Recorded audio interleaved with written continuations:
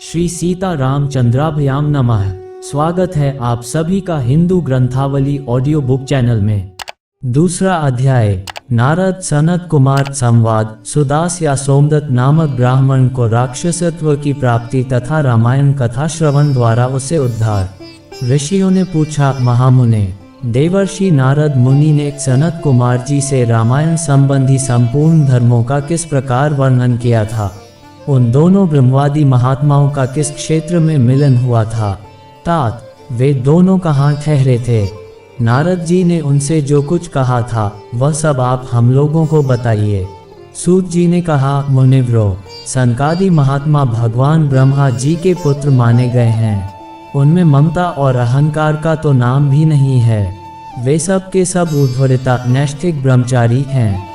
मैं आप लोगों से उनके नाम बताता हूँ, सुनिए। सनक, सनंदन, सनत कुमार और सनातन, ये चारों सनकादि माने गए हैं। वे भगवान विष्णु के भक्त और महात्मा हैं, सदा ब्रह्म के चिंतन में लगे रहते हैं, बड़े सत्यवादी हैं, सहसों सूर्यों के समान तेजस्वी एवं मोक्ष के अभिलाषी हैं। एक दिन वे महातेजस्वी ब्रह्मपुत्र सनकादि ब्रह्मा जी की सभा देखने के लिए मेरु पर्वत के शिखर पर गए। वहां भगवान विष्णु के चरणों से प्रकट हुई परम पुण्यमयी गंगा नदी, जिन्हें सीता भी कहते हैं, बह रही थी। उनका दर्शन करके वे तेजस्वी महात्मा उनके जल में स्नान करने को उद्यत हुए। ब्राह्मणों, इतने में ही देवर्षि नारद मुनि भगवान के नारायण आदि नामों का उच्चारण करते हुए वहां आ पहुँचे। वे नारायण, अच्युत, अनंत, वासुदेव, जनार्दन, यज्ञेश, यज्ञपुरुष, राम, विष्णु, आपको नमस्कार है, इस प्रकार भगवान नाम का उच्चारण करके संपूर्ण जगत को पवित्र बनाते और एकमात्र लोक पावनी गंगा की स्तुति करते हुए वहां आए। उन्हें आते देख महातेजस्वी सनकादि मुनियों ने उनकी यथोचित पूजा की तथा नारद जी ने भी उन मुनियों को मस्तक झुकाया।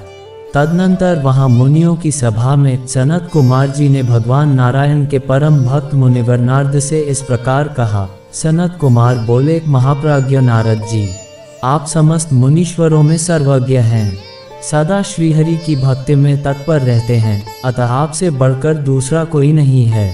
इसलिए मैं पूछता हूँ, जिनसे समस्त चराचर जगत की उत्पत्ति हुई है तथा ये गंगा जी जिनके चरणों से प्रकट हुई हैं, उन श्रीहरि के स्वरूप का ज्ञान कैसे होता है?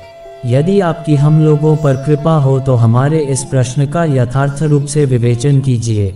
नारद जी ने कहा, जो पर से भी परतर हैं, उन परमदेव श्री राम को नमस्कार है, जिनका निवास स्थान परमधाम उत्कृष्ट से भी उत्कृष्ट है तथा जो सगुण और निर्गुण रूप हैं, उन श्री राम को मेरा नमस्कार है।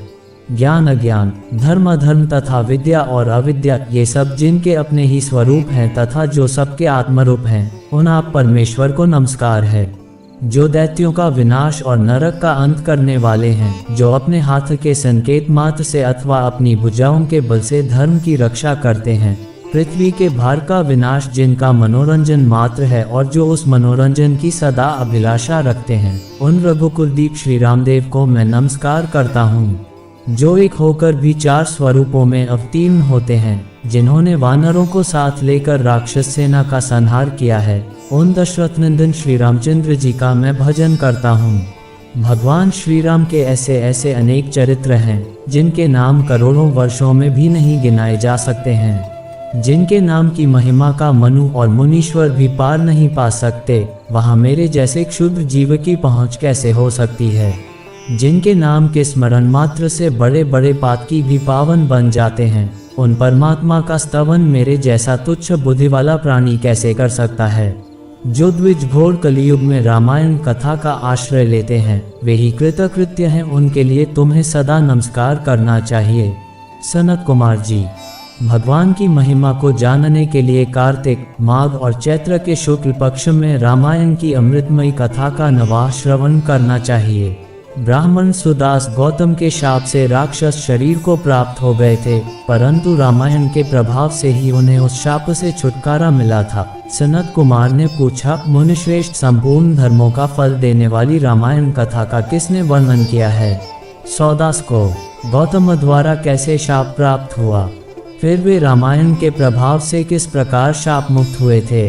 मुने, यदि आपका हम लोगों पर अनुग्रह हो तो सब कुछ ठीक ठीक बताइए, इन सारी बातों से हमें अवगत कराइए, क्योंकि भगवान की कथा वक्ता और श्रोता दोनों के पापों का नाश करने वाली है। नारद जी ने कहा, ब्राह्मण, रामायण का प्रादुर्भाव महर्षि वाल्मीकि के मुख से हुआ है, तो मुझको श्रवण करो। रामायण की अमृतमयी कथा का श्रवण 9 दिनों में करना चाहिए। सत्ययुग में एक ब्राह्मण थे जिन्हें धर्म कर्म का विशेष ज्ञान था। उनका नाम था सोमदत्त। वे सदा धर्म के पालन में ही तत्पर रहते थे। वे ब्राह्मण सौदास नाम से भी विख्यात थे। ब्राह्मण ने ब्रह्मवादी गौतम मुनि से गंगा जी के मनोरम तट पर संपूर्ण धर्मों का उपदेश सुना था। गौतम ने पुराणों और शास्त्रों की कथाओं द्वारा उन्हें तत्व का ज्ञान कराया था। सौदास ने गौतम से उनके बताए हुए संपूर्ण धर्मों का श्रवण किया था। एक दिन की बात है, सौदास परमेश्वर शिव की आराधना में लगे हुए थे। उसी समय वहां उनके गुरु गौतम जी आ पहुंचे, परंतु सौदास ने अपने निकट आए हुए गुरु को भी उठकर प्रणाम नहीं किया। परम बुद्धिमान गौतम तेज की निधि थे। वे शिष्य के बर्ताव से रुष्ट न होकर शांत ही बने रहे। उन्हें ये जानकर प्रसन्नता हुई कि मेरा शिष्य सौदास शास्त्रोक्त कर्मों का अनुष्ठान करता है, किंतु सौदास ने जिनकी आराधना की थी वे संपूर्ण जगत के गुरु महादेव शिव गुरु की अवहेलना से होने वाले पाप को न सह सके। उन्होंने सौदास को राक्षस की योनि में जाने का शाप दे दिया। तब विनय कला कोविद ब्राह्मण ने हाथ जोड़कर गौतम से कहा।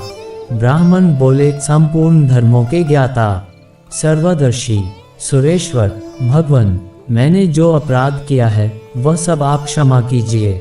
गौतम ने कहा, वत्स, कार्तिक मास के शुक्ल पक्ष में तुम रामायण की अमृतमयी कथा को भक्तिभाव से आदरपूर्वक श्रवण करो।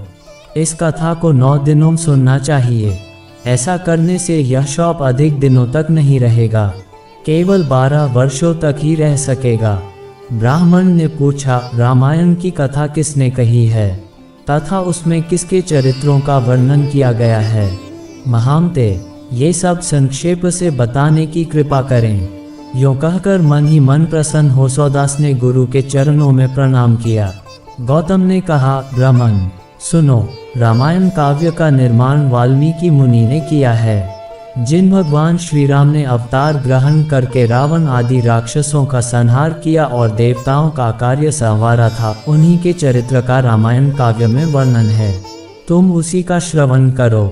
कार्तिक मास के शुक्ल पक्ष में 9वें दिन अर्थात प्रतिपदा से नवमी तक रामायण की कथा सुननी चाहिए।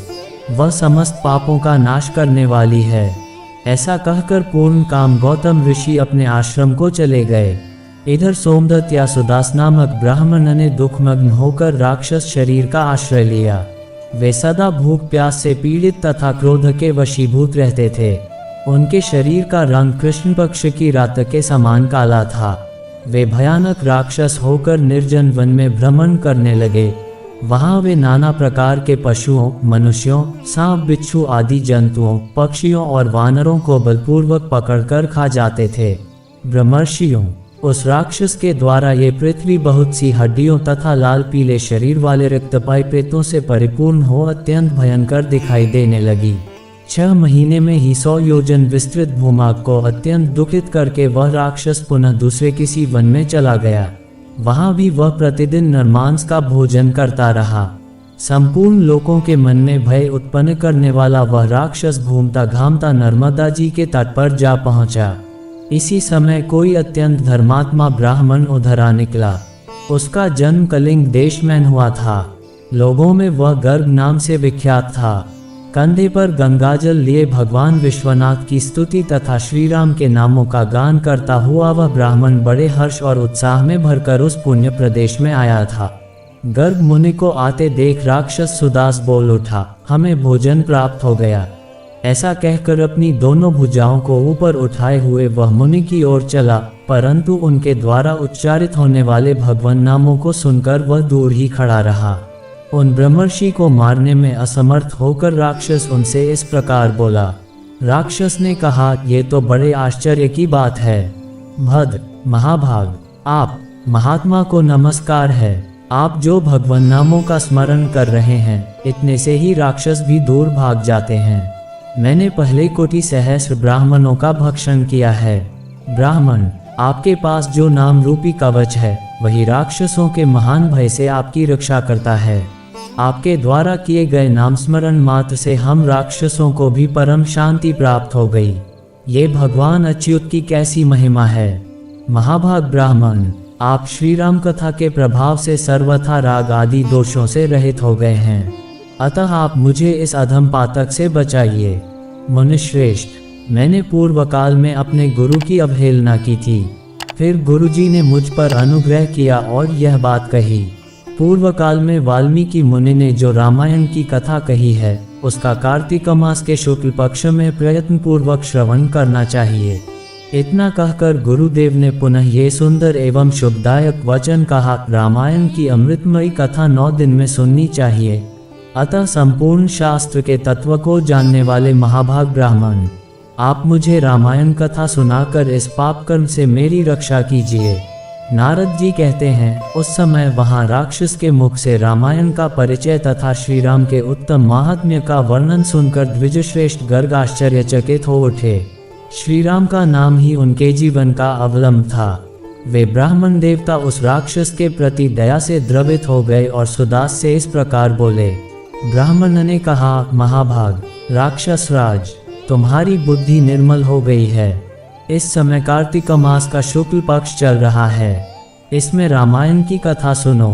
राम भक्ति प्रयण राक्षस, तुम श्री रामचंद्र जी के महात्म्य को श्रवण करो। श्री रामचंद्र जी के ध्यान में तत्पर रहने वाले मनुष्यों को बाधा पहुंचाने में कौन समर्थ हो सकता है। जहां श्री राम का भक्त है वहां ब्रह्मा, विष्णु और शिव विराजमान हैं। वही देवता, सिद्ध तथा रामायण का आश्रय लेने वाले मनुष्य हैं। अतः इस कार्तिक मास के शुक्ल पक्ष में तुम रामायण की कथा सुनो। 9 दिनों तक इस कथा को सुनने का विधान है, अतः तुम सदा सावधान रहो। ऐसा कहकर गर्ग मुनि ने उसे रामायण की कथा सुनाई। कथा सुनते ही उसका राक्षसत्व दूर हो गया। राक्षस भाव का परित्याग करके वह देवताओं के समान सुंदर, करोड़ों सूर्यों के समान तेजस्वी और भगवान नारायण के समान कांतिमान हो गया। अपनी 4 भुजाओं में शंख, चक्र, गदा और पद्म लिए वह श्रीहरि के वैकुंठ धाम में चला गया। ब्राह्मण गर्ग मुनि की भूरी भूरी प्रशंसा करता हुआ वह भगवान के उत्तम धाम में जा पहुंचा। नारद जी कहते हैं, विप्रवरो, अतः आप लोग भी रामायण की अमृतमयी कथा सुनिए। इसके श्रवण की सदा ही महिमा है, किंतु कार्तिक मास में विशेष बताई गई है। रामायण के नाम का स्मरण करने से ही मनुष्य करोड़ों महापातकों तथा समस्त पापों से मुक्त हो परमगति को प्राप्त होता है। मनुष्य रामायण इस नाम का जब एक बार भी उच्चारण करता है तभी वह समस्त पापों से मुक्त हो जाता है और अंत में भगवान विष्णु के लोक में चला जाता है। जो मनुष्य सदा भक्ति भाव से रामायण कथा को पढ़ते और सुनते हैं उन्हें गंगा स्नान की अपेक्षा 100 गुना पुण्य फल प्राप्त होता है। इस प्रकार स्कंद पुराण के उत्तरखंड में नारद सनत कुमार संवाद के अंतर्गत वाल्मीकि रामायण महात्म्य के प्रसंग में राक्षस का उद्धार नामक दूसरा अध्याय पूरा हुआ। 2